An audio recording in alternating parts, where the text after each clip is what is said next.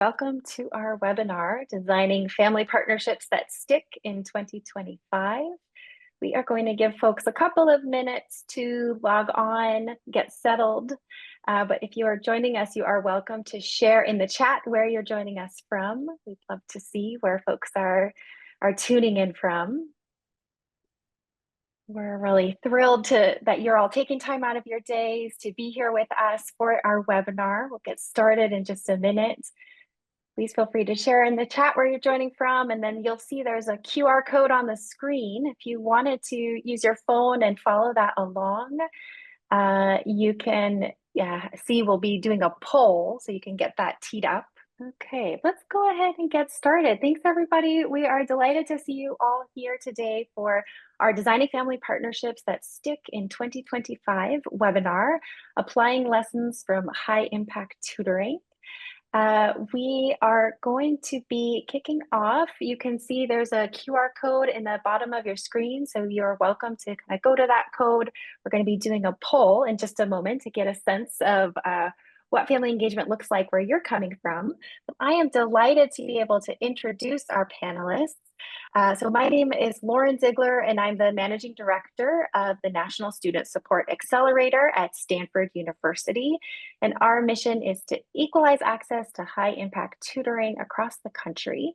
And we are thrilled that we've got a wonderful panel here today who's going to be sharing insights at the school level, at the parent level, at the advocacy level. And so really happy to be able to kick this off with multiple different lenses around family engagement. So we've got Jacqueline Castillo Blaber, who's a parent activist from Western New York, and she's a member of the National Student Support Accelerator's own Family and Caregiver Tutoring Advisory Group. And she's here representing families' voices and lived experiences in tutoring. Yu-Ling Cheng is the Director of Parents as Allies. She advances district and regional level strategies to strengthen family school partnerships in Pennsylvania. And Jeremy Hilinski is the principal of Bret Harte Elementary School in San Francisco. And he brings an on-the-ground perspective of school leadership, which includes daily family engagement. And then we have Michelle Vilchez, who's the CEO of Innovate Public Schools. She's based in California. And Innovate drives regional as well as national efforts to empower families and improve educational opportunities. So welcome to the panelists. We're thrilled to be here to have a great discussion. We'd love for you to use that QR code that you see on your screen and follow it to our Mentimeter poll question. And let's go ahead and launch the poll. All right, so you'll see on your screen here that we wanted to kind of understand a little bit how you view family engagement in the schools or the schools that you work with. So you'll see on your screen a poll question. In the schools you work with, the current family engagement practices are, and you'll see 4 options. So we'd love for you to toggle the bar from strongly disagree to strongly agree based on what you think. So are the practices effective? Meaning, are they working? Are they doing what they were intended to do? Are the practices wide-reaching? Are they reaching all families or maybe just a few? Are the family engagement strategies novel? Meaning, are they innovative? Are they original? And would you say that they're adaptive? Are they adjusting to the changing times, to different contexts? Would love for folks to vote. I see the screen moving, which is great. Let's see, we see effective is the one that's highest. That's great. And this is just to get a sense so all of us here can kind of understand a bit what are things looking like for you all who are joining us. Great. Okay, so I see that effective is at 3.1. That's pretty great. So we've got some movement there, and then we see a little bit less so on the wide-reaching, the novel, and then adaptive's kind of in the middle there as well. So on this webinar, we're hoping to give you some strategies and tips that cover all of these things. So if there's some area where you're looking to improve, hopefully you'll get some ideas. Great. And then on the next slide, I'd love to tell you a little bit about the National Student Support Accelerator and why we care about family engagement in tutoring before we get to our panelists. We at NSSA recognize that families are their children's first educators and that meaningful family engagement is essential for student support. We know that trusting relationships matter, and we also know that this change takes time. This isn't something that happens overnight. And so we at National Student Support Accelerator encourage school districts and tutoring providers to actively include families in the design and delivery of high impact tutoring. And we know that when families are informed, they're involved, and they're empowered, that tutoring is more likely to meet students' individual needs and improve student outcomes. So on the next slide, we're really thrilled to note that we've got 10 amazing parents who shape our family engagement strategy through their participation in the Family and Caregiver Advisory Group, affectionately known as FACT. And we're thrilled that Jacqueline, one of the members, is here with us today. So FACT brings family voices into the conversation on high impact tutoring by providing advice and guidance to NSSA and also sharing their perspectives with us and others. And then additionally, we have two resources that we wanted to mention. The first is a family and caregiver family-facing toolkit. And this is something that we developed with Michelle and Innovate Public Schools that really took parent voices and helped to think about how to make the definition of family engagement very succinct and jargon-free. And then we took that and made a district-facing toolkit. So if you are curious about any of those resources, we'll be sure to put them in the chat. So great, let's go ahead and get started because we have this great panel here who I would love for you to hear from. I'm going to ask each of our panelists the same question just to kick us off. What is one experience as a parent, educator, or community member that shaped how you think about family-school partnerships? And I'd love to ask Jacqueline to kick us off. Sure. So for me, the pivotal experience that I had that shaped how I view family school partnerships, that would be early intervention. I have two children, one with dyslexia and ADHD, and I have a son who's high support needs, autistic, non-speaking. So he was identified very early. And what every county in the United States has is an early intervention program through their Department of Health. And it's like a very intentional program where you get a family trainer, you get a coordination of services, to the right interventions, high impact interventions for better health and learning outcomes for disabled children. So the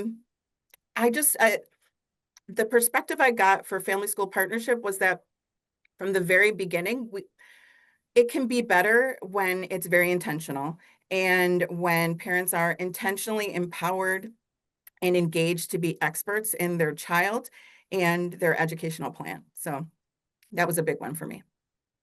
Thanks so much, Jacqueline. I love that intentionality. Michelle, we'd love to hear from you. Yes. Hello. Good morning, everyone. Such a pleasure to be here. Thank you so much, Jackie, for sharing as a parent. I think what comes to mind for me is I'm reminded of what my own experience as a child of immigrant parents felt like. And I imagine what would it be like today in 2025 as a child. At that particular time, I lived in a part of the community in Southern California, very close to the border, that didn't have high quality education opportunities or options. My parents didn't know how to necessarily navigate the educational system and didn't understand how they could really have a voice and partner with the school.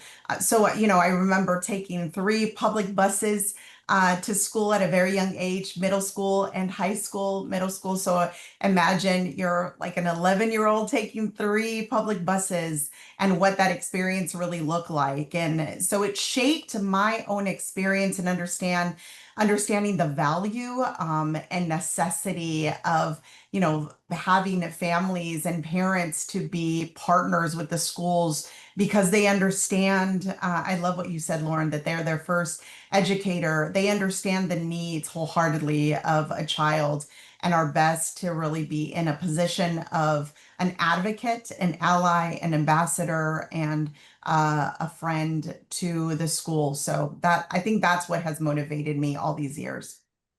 Thanks so much, Michelle, for sharing your personal journey and how that has gone to influence your work. Now, I'd love to hear from Jeremy and then Yu-Ling. What's one experience that shaped how you think about family school partnerships? I think for me, so I've been an elementary school principal now for 16 years. I've been a school administrator for 18. And one of the things that I learned really early on in my career was that I always felt a lot of pressure as a principal to have all the answers and figure everything out and be able to provide everything for the community and for the school and for the teachers that they wanted. And what I quickly learned was that was way more than one person can handle. And so over time, what I've realized is that empowering our families and empowering our teachers, those are really the folks that are at the core of it. And the shared decision making and the shared brainstorming and the working together actually makes it so much, I don't know, it makes it so much more streamlined, and it makes it so much more like more simplified to do the job when you have all these folks working together around the table toward the same end goal. Also, I have two daughters. One is in 8th grade and one is in 5th grade. And I learned as a parent a lot about what it means to really, really want to be engaged in my own kids' school experience. I think I felt like I knew a lot as a principal, and then I became a parent and I thought, oh, wow, this looks really different from the other side. And so that's really, really inspired me over time to make sure that we have our most important folks around the table when we're making decisions that directly impact their kids. Thanks, Jeremy. That's great. And Yu-Ling. Thank you for having me here. I'm excited to hear. I agree with a lot of what Jeremy said. If there's true engagement, it really helps. And for us in Southwestern Pennsylvania, I work with 42 school districts and we host community conversations. And I always start with a question about, what do you think is the purpose of school? And I ask people to stop and think about it, not just this year, not next week's homework assignment, not the one maybe you missed yesterday, but what do you think is the purpose of school from K through 12, right, over 13 years? So I'll ask people to raise their hands in the room and say, have you thought about it for yourself? And most people raise their hands. And then I'll ask the parents and caregivers in the room, have you ever had a conversation with your partner or spouse about this? And half the hands go down. And then I typically follow up with one last question, which is, have you ever had this conversation with your child's teacher? And then maybe there's one or two people who are still raising their hands. And that's the idea behind true partnership is, what do you know about each other and how do you learn from each other and how do you have that higher level conversation? Because then everything else falls into place if you're in agreement on the big things. Thanks, Yu-Ling. I love how you've taken us up to really think about the true purpose. So thank you all. I want to go into a little bit of deeper questions because it's great that we have so many different perspectives here. And so I really wanted to start with Jeremy at the principal level. You're experiencing family engagement on a day-to-day basis, and your school was recently featured in a San Francisco Chronicle article that talked about the high impact tutoring work that you're doing and how it's been really successful. So I'd love to kind of hear from you, Jeremy. Can you share with us a bit more how you bring families into that conversation when designing tutoring or other interventions? Well, I think one of the most important things we can do as school administrators is to develop structures that promote authentic engagement and empowerment on the part of families.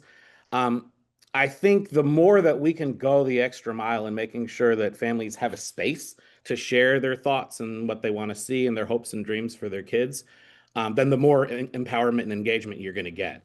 And so one of the things that I'm really proud of that we do, that we really, really promote regularly, is our teams. And they're both family affinity groups, and they're super purposefully designed. So we have a strong English language advisory committee, an African American parent advisory committee, a similar type structure for our Pacific Islander families, a school site council, and then a parent teacher organization. And so in these structures, we give families that space and a facilitated space for them to really, really share what it is that they want to see at school and the things that they need, that they want to see their kids receive.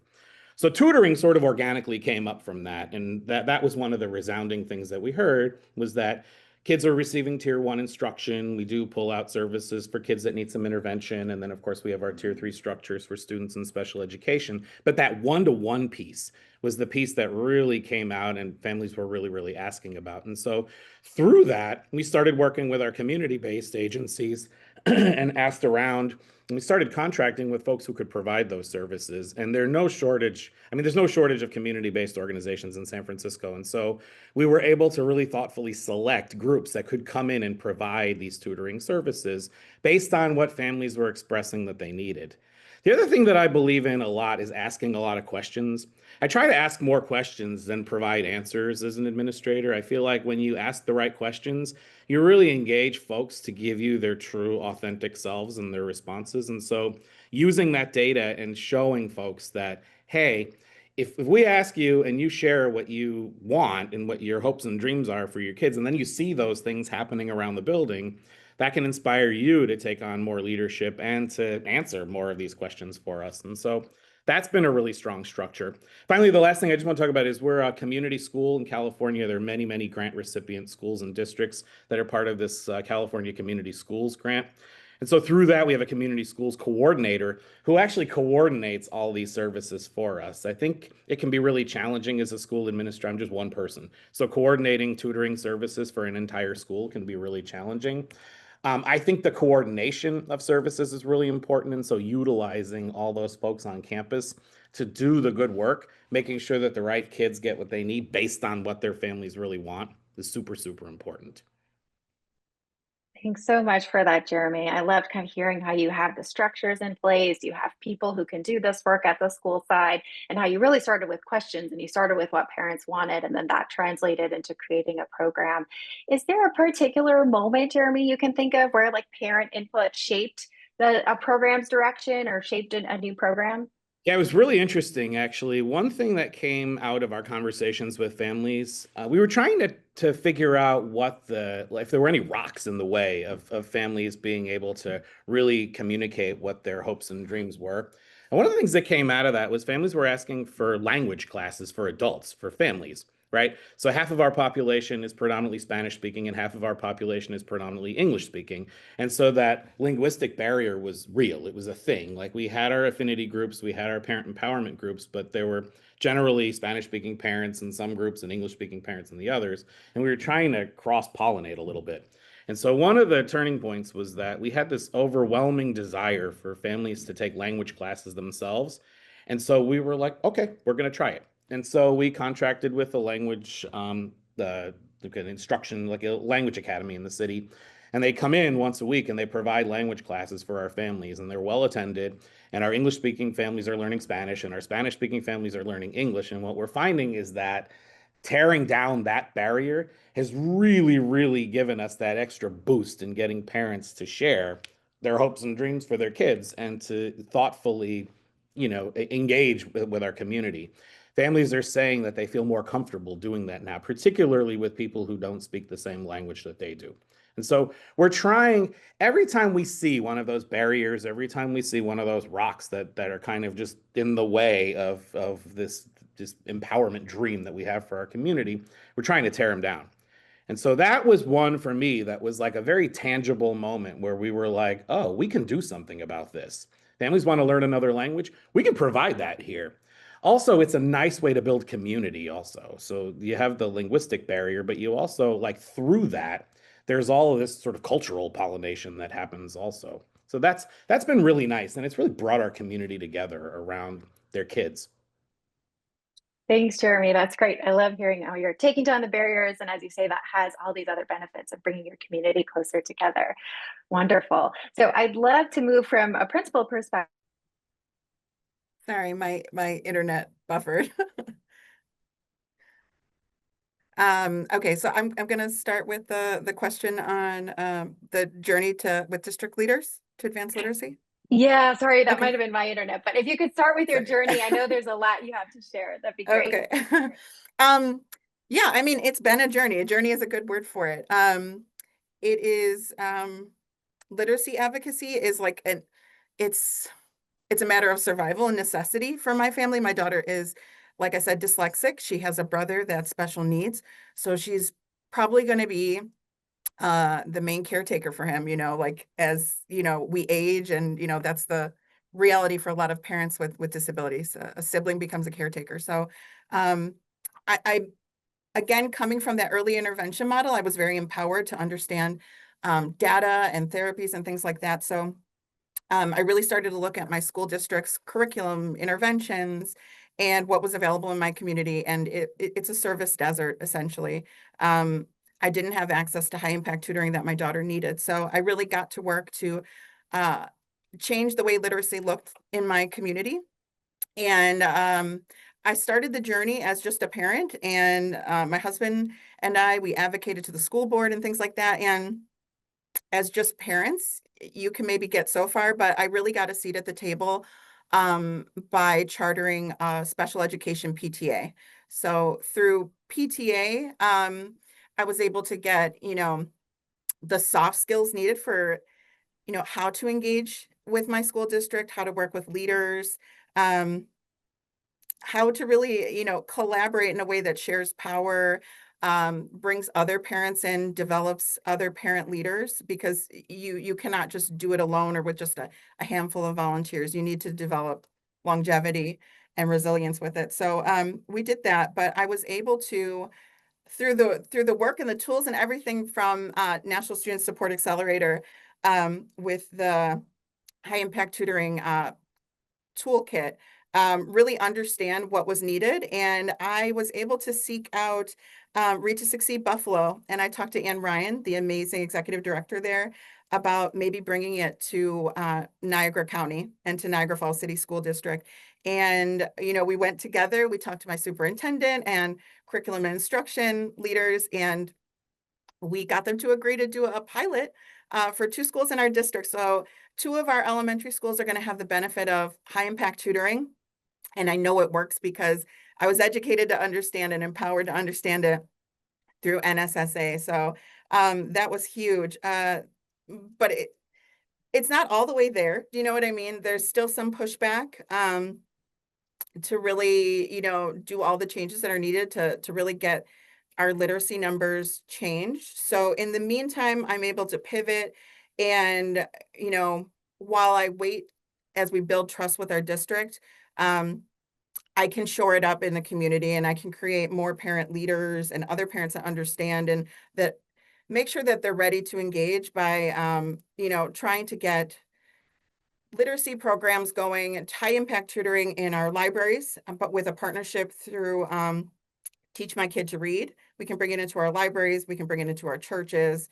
We can get volunteers for Read to Succeed through our churches and be very intentional that we have tutors that reflect our student demographics, and just really taking it from a community standpoint I'm trying a literacy as public health initiative with West New York Education Alliance.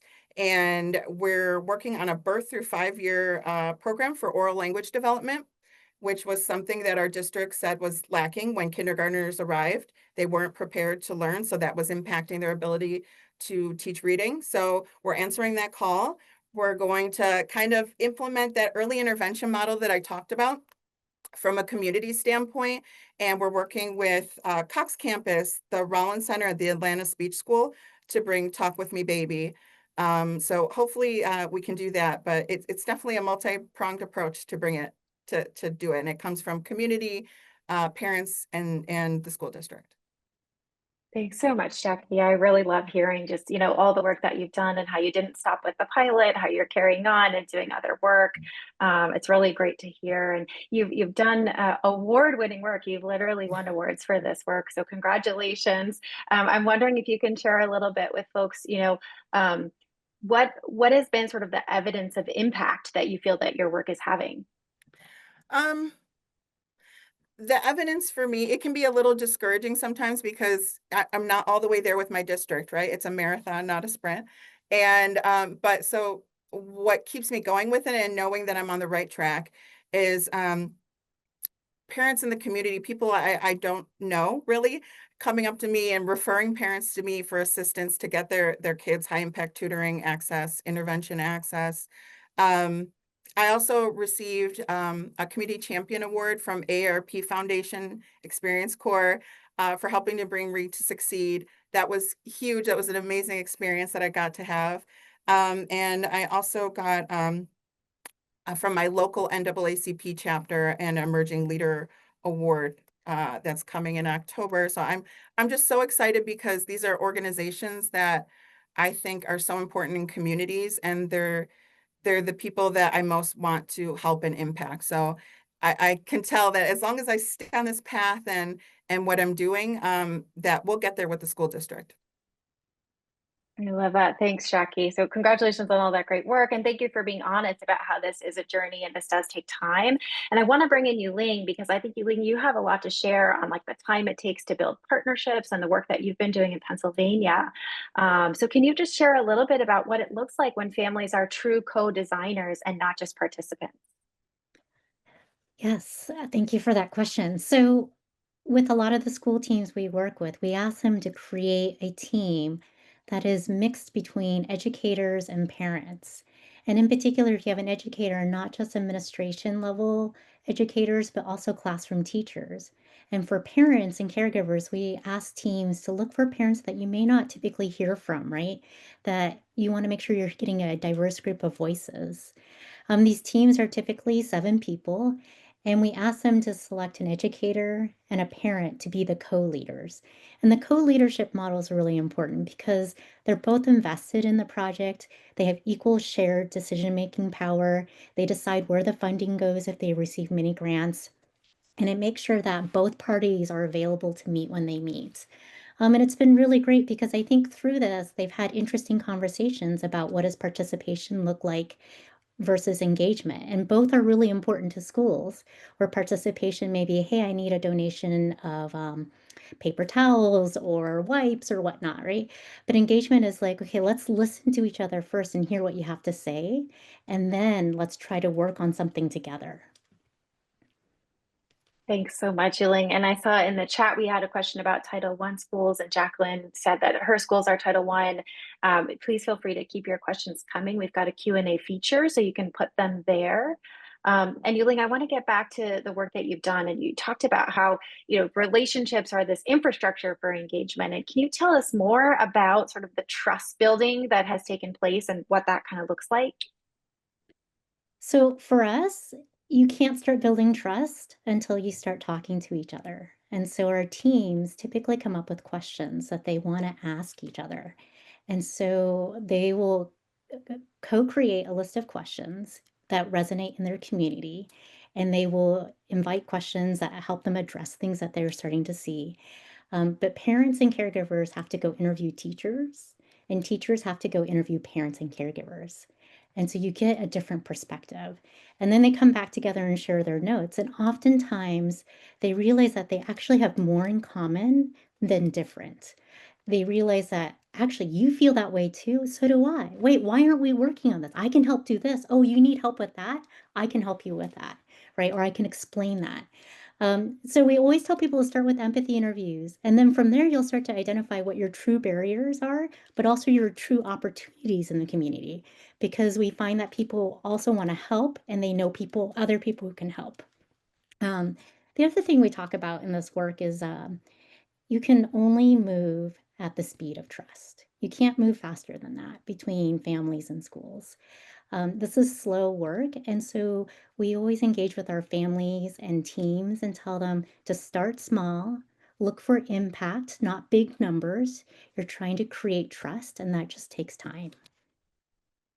Thanks for that. I loved hearing, talking about sort of breaking down barriers as well with these empathy interviews. And that kind of goes back to what Jeremy was saying earlier about how those language classes are also helping to do that. And do appreciate the reminder about, this work does take time. And great to see we got some more comments too from Jeremy in the chat on Title I funding. So hopefully folks are getting some ideas and things that they can take in their own context. So now I'd love to turn it over to Michelle. I know that Innovate Public Schools, you've also had a lot to celebrate recently. You helped families lead changes in how tutoring and academic supports are delivered, including a very big one in LAUSD just a couple of days ago. So Michelle, maybe you could talk about, in what ways did parent feedback meaningfully shape those efforts? Thank you so much for the question. It really, the experience that we've had, we've been around for 13 years, and I love what Yu-Ling shared about moving to the speed of trust. One of our principles in our organizing cycle is that there is power in the relationship.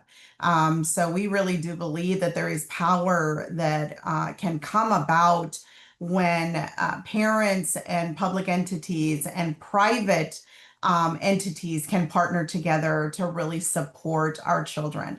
What we've been able to see since really the pandemic 2020, parents brought to the attention, similar to Jackie's, brought to their attention the need for high impact tutoring and what it looked like. We've had families who have really provided insight on defining high impact tutoring. The toolkit that you talked about that actually under the Biden administration reached the White House, we were so excited that parent voice traveled throughout the United States. And that's really a powerful statement to make. So defining high impact tutoring, identifying the needs, thinking about solutions and implementation and developing a plan towards implementation. We've also had families and parent leaders be involved in the vetting of providers. Parents have a good understanding of what gold standard is. Jackie described it earlier. Like I know what I know in terms of what high impact tutoring actually looks like, and I'm not going to settle for anything less than that. So really being able to say that they've been vetted by parent leaders is a powerful statement to make. Families have been involved in the evaluation and the collection of data to ensure that we are really attaining the goals that we're establishing around high impact tutoring and the change and the impact we're trying to have on children's lives. And the most powerful thing, I think one of the most powerful things, they've been able to leverage public and private dollars throughout the state of California. We've been able to raise for public and private dollars upwards of $3 million that has gone to districts, parent leaders advocating on behalf of schools to bring high impact tutoring and saying $3 million in districts that we've worked with, partnered with here in the state of California. And then on a statewide level, they were part of advocating for $5 billion that is going towards high impact tutoring as a solution for extended learning. So, and then just recently, after a 5-year negotiation, we were able to win out LAUSD 100,000 students that will have 3 years of high impact tutoring. And so millions of dollars being put into this particular solution. So it is a huge win for families across California. And this opportunity to say that their advocacy has resulted in more high impact tutoring for students that is going to have a long lasting impact on their lives forever. So that's really big for us. Thanks so much, Michelle. I think that's really exciting, all the ways that parents have come together and created really meaningful change. I'd love to hear a little bit from you about what does it take for districts not just to involve families, but to really share power with them? I think Jeremy is a phenomenal example. He gave it. He said he agrees. I'm glad. I got the approval from Jeremy. Jeremy said, I like to ask more questions than what I like to give answers. You know, this idea that as educators, you may or may not have all the answers. So how powerful is it to support the opportunity to share leadership and share power with parents who want to partner with schools? I think we have amazing examples of where together they can bring about a deeper understanding, identify where there are possible resources, you know, parents being able to tap into public and private dollars to bring resources. Jackie's another perfect example right here where she has brought all of these golden standard, phenomenal resources from across the United States to her community and say, like, let's pilot, let's magnify their voice, let's create opportunities where solutions can be created.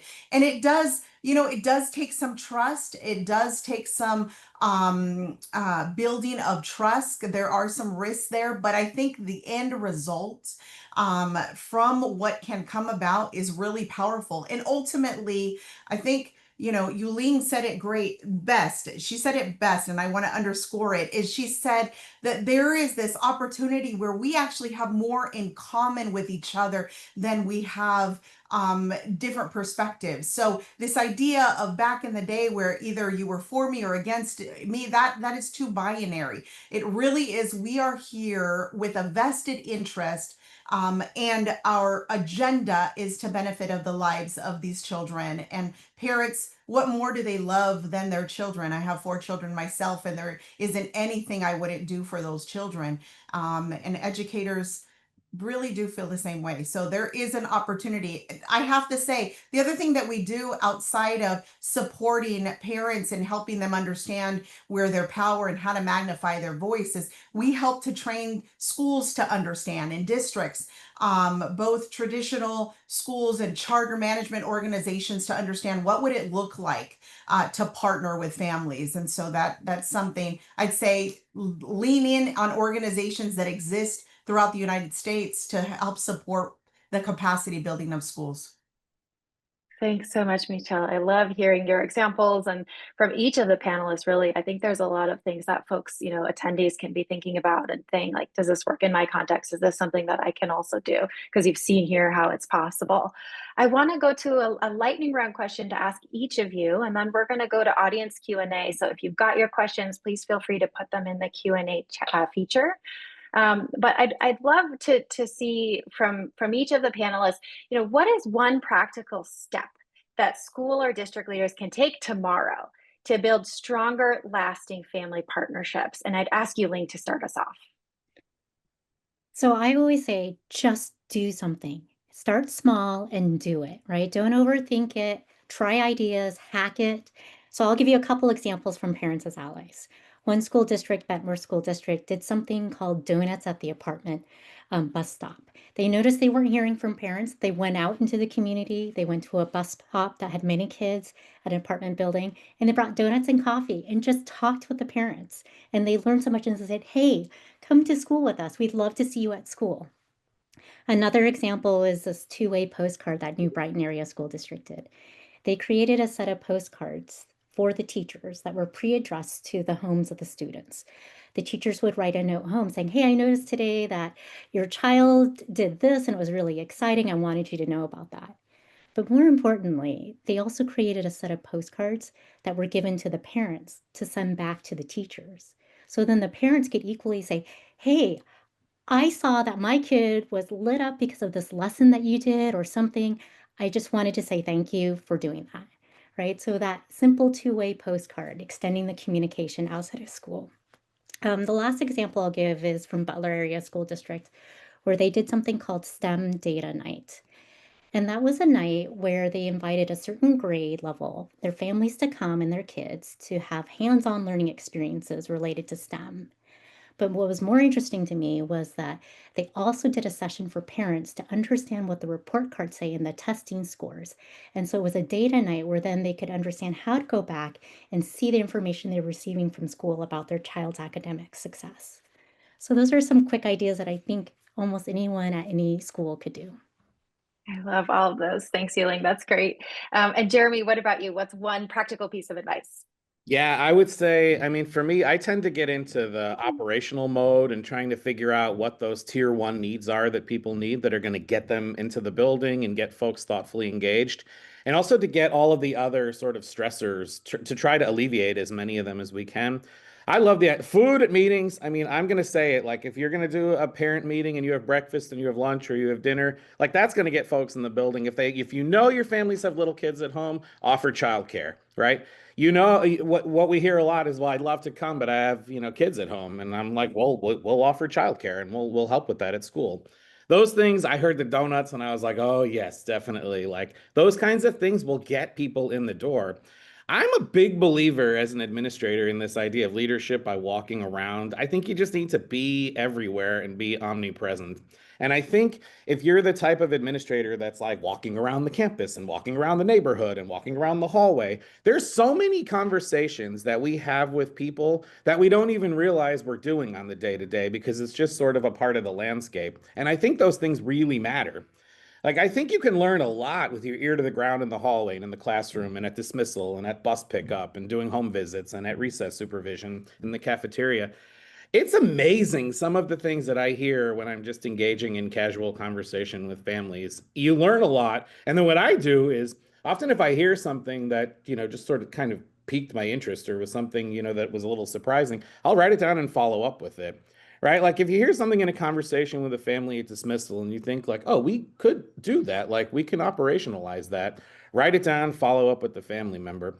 I like that idea of like just do it. I think sometimes we get so in our heads and we try to get so, you know, quote unquote researchy about things that we forget that sometimes we can just do easy things. Like there are a lot of easy wins out there that will lead to more long-term gains. I mean, we heard from families like classroom's great, your teachers are great, small groups, like we see reading groups happening in the classroom and guided reading, but what about a one-on-one tutoring? And we thought, well, we've only historically done it in the after school, but this is something we definitely could try during the day as long as we're thoughtful about when kids are pulled out and who those kids are. And so we were like, let's try it. And we did, and it worked. And then they wrote an article about us, and then we raised a whole bunch of money. And now we have the San Francisco Ed Fund raising hundreds of thousands of dollars and providing this to dozens of schools. And it was all based on, you know, somebody had a good idea. So I agree. I think we really need to be stewards of just figuring out what people's tier one basic needs are, meeting them to get them to the table, and then listening with ears wide open, heart wide open to what people are interested in, and then just try some things and see if they work. And if they don't, pitch them. And if they do more of them. Thanks, Jeremy. That's great. I love how you've laid it out for us. Michelle, can I hear from you? What's one piece of advice? I would say, I mean, we just to reiterate, like the power of the relationship. Relationships are amazing. There's magic in a one-on-one. You know, having an understanding someone's experience and pain point. There's power in that. There's this where empathy can be developed and an understanding of a pain point to create solutions is really powerful. And I think the other thing that I would say that might sound challenging is to invite tension. Tension is not good or bad, it just is. It's what we do with it, it's how we move and respond with grace and dignity and compassion and love at the end of the day. To invite tension means that something good can come from it. You think of agitation and how a washing machine works. There's agitation that actually takes place that is positive, so that you can have a good result that comes from it. And so it might sound crazy, but you know, it's okay to talk and have disagreements and see things from different perspectives. That's the beauty of partnership. That's the beauty of authentic engagement. And then I just want to reiterate something, another principle that we principle, not the PAL type, but the principle in terms of like our organizing principle. Remember when you're back in the day, I think I aged myself when I said principle. Principles were our PAL. Remember that whole thing? That's how I told the difference. Yes, Yu-Ling is all yes. Is that whenever organizing principles is that that we can focus on something small, and small is beautiful. And so that, you know, the small wins that can help to establish trust and to demonstrate that you're listening and that you're engaging and that we're coming to the table really focused on the singular objective and agenda, I think is really powerful. Sometimes it's hard to set our self-interest aside. I know it is for me, but something small can actually be really powerful. So invite that tension for sure. Thanks so much, Michelle, and for lifting up that sometimes there are tensions in this work, and that's okay. So appreciate that. And then Jacqueline, over to you. Would love to hear one piece of advice that you have for districts and schools. Like I mentioned before, I'm a completely Title I district that my kids are in. Every single school, 11 schools, they're all Title I. And with that comes federal funding through Title I SF funds, a significant portion. And schools are required at a minimum to use 1% towards family engagement. And that's family engagement, not just involvement. So I would say the one thing to start doing is really evaluate your budget and what you set aside for family engagement. And I would definitely earmark something for of those dollars towards parent leadership development and also training for staff on how to collaborate with parents for better family engagement. I've looked on district comprehensive improvement plans and our budgets, for at least 5 years, and I haven't seen that. And I think it's so important. You'll have better outcomes. Set that money aside. Thank you so much. I love all of those. So we've got start small, consider food, we've got listen and act, invite tension, and use your funds for true engagement, not involvement. So those are great. Thank you so much. We've got a few minutes and would love to hear from the audience. I know we've got a couple of questions. Before we get to that, we're going to tee up a poll that we have. So let's see, I don't think my screen is sharing, but maybe folks will see it in a minute. Are folks seeing the screen at all? Not yet. Oh, here we go. Here it is. Okay. So if you want to go back to the Mentimeter, you can use that code up at the top, or it might still be up on your phone. We gave you a lot of ideas in this webinar, and we wanted to hear from you. What are some things you might like to try? So you can think of this activity as that you have 100 points. And you can allocate your points however you want. So if you think like, yes, I know I want to host interviews and focus groups and I want to go all in, you could put all 100 of your points into that. Or if you want to spread it out, you could put 10 here, 10 there. You also don't have to use all of your points as well. But we'd love for you to kind of be doing this in the background while we get to a few questions, and then we'll kind of see what resonated with folks. But I wanted to get to a few questions here. We have one from Melissa who asks, as public school budgets are getting cut, how can parents and PTA make sure that ideas like these can be implemented? So would anybody like to take that question? What are some maybe creative, low-cost ways to get these ideas? Yu-Ling, could we start with you? Yeah, so time and money is always a hard conversation. And I think it's even more important in those circumstances to think about what is the most important thing to do. And what we ask our school teams to do is to create a vision statement and the first thing you want to do and write it down on a board that you all see. So make that your goal and do it. And if you visually see it, then you'll do it. And a lot of the ideas do not have to be high cost, right? So sometimes it's as simple as Jeremy was saying, hosting something where there's food, and it could just be snacks and some drinks, right? But in a neutral place like a park that might be free, and you can just go out and meet each other and get to know each other. Another example I loved from a school is they were trying to make the teachers more accessible to the parents. And so they created these baseball card signs that shared, like, this is what you'd like to know about this teacher. Like, they are a Buffalo Bills fan. That was for you, yeah. They like pierogies, right? And so then it becomes a starting place to have a natural conversation and then to figure out what you can work on together. I love that. Thank you. Does anyone want to come in and add about what we can do about like limited budgets? Any ideas?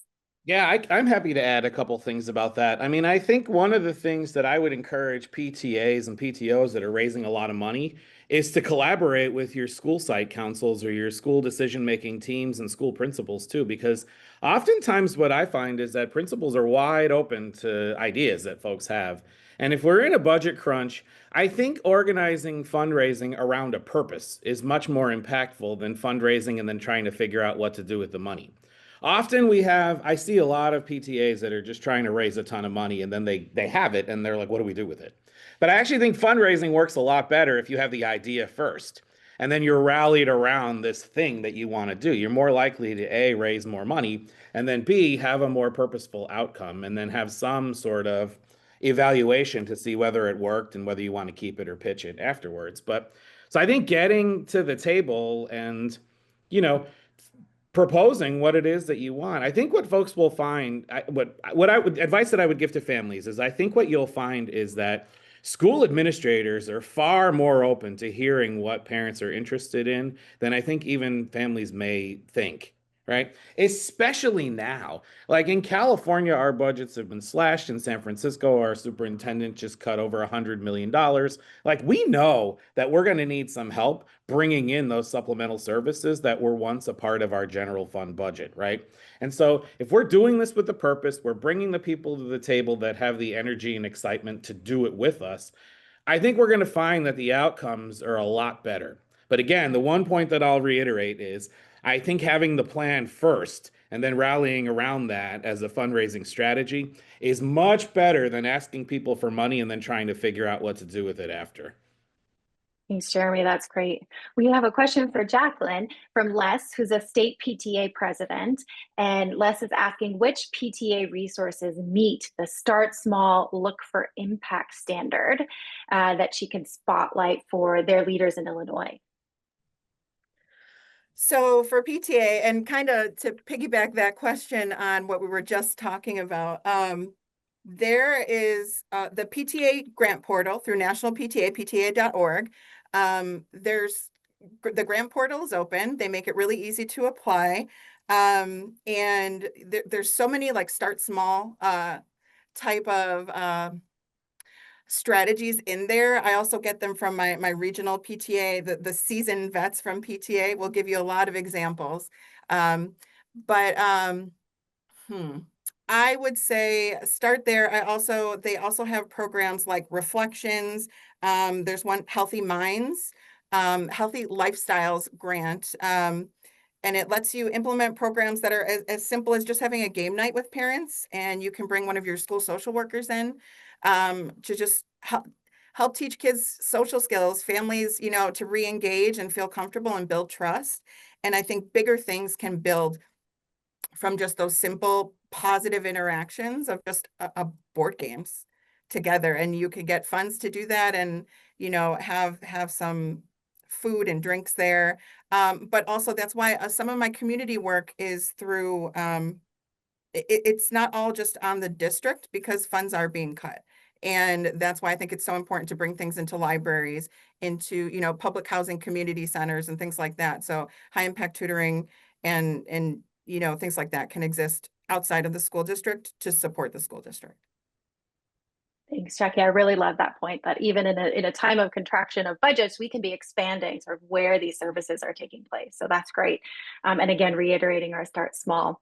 We have one last question that Jeremy helped us answer already. It was Mario had asked, what are the methods of communication that are most effective when sharing out information to all parents, social media, principal emails, other?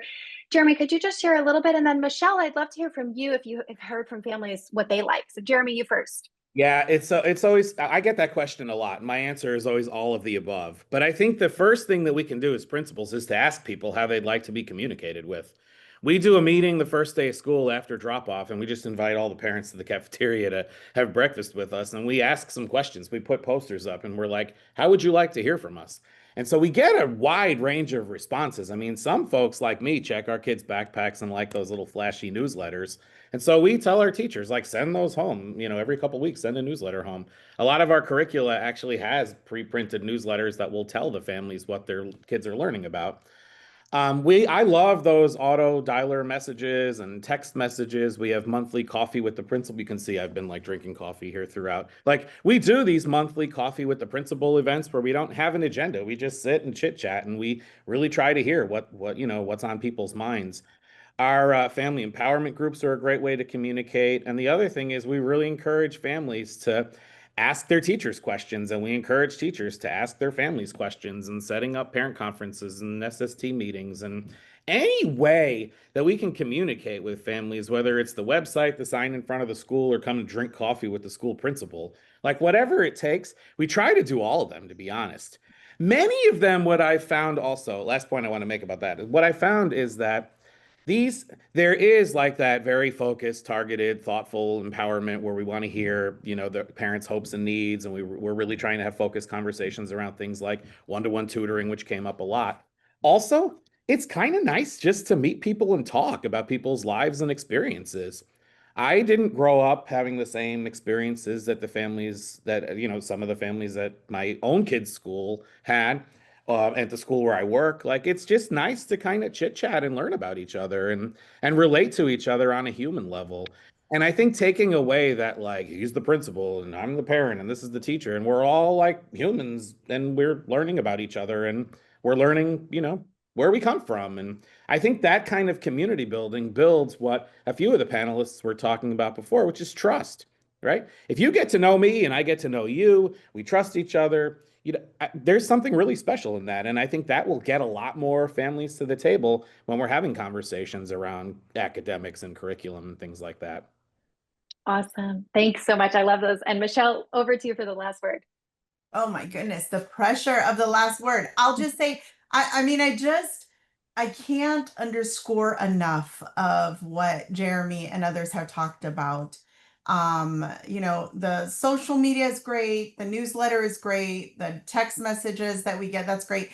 There's just there's nothing that can meet the needs as powerful as face-to-face conversation, of just breaking the barriers and the anxiety. And I can only imagine at first the feelings that you might as a parent show up, or even as an administrator or teacher, and you're sitting down for the first time. And if we can work through some of that tension and anxiety that we must feel and really just build relationship, it's pretty powerful. And the other thing to think about, it doesn't have to be only the administrator. There are significant relationships that can be established through leadership at the district level, or at the principal's level, like within their leadership team and teachers. Those are significant relationships, and this ability to be able to make a call and someone is going to respond, or reach out with an email because you have a relationship that has been established. I mean, there's power in that. And it's significant. And that's where I think significant change can happen, when there is mutual respect and understanding that we're in it together to be able to establish the best pathway forward for our children. So I think there's great opportunity there. Now, the one thing I'll just challenge is Jeremy talked about earlier about be omniscient, and I want to see the proof for that. But I think that is the idea, is that really to be as present as possible. And I think that really goes a long way. So let's not underestimate the power of a in-person one-on-one conversation. I love that. Thank you, Michelle. So I want to do two things to close us out. The first is bring back up the points so people can see how people allocated the ideas. We also want to launch a poll, because we would love to hear from you how you found the webinar. If there are any resources that you would like. So that poll should be popping up on your screen. And I wanted to give a huge thank you to our panelists, Jeremy, Yu-Ling, Jacqueline, Michelle. We loved hearing all of the many amazing insights that you had. And just some of these things that are really sticking to me is that, partnerships that stick in 2025, they're going to be built on strong relationships.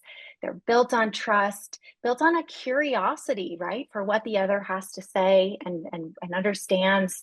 And they're built on small wins as well. So let's not underestimate the power of how many small wins can really translate to these big gains that we've heard from each of our panelists. So thank you again so much for being here. We've got a few resources that we'll put in the chat, and just are really grateful for you all spending your time and for all the great work that everybody's doing. Thank you so much.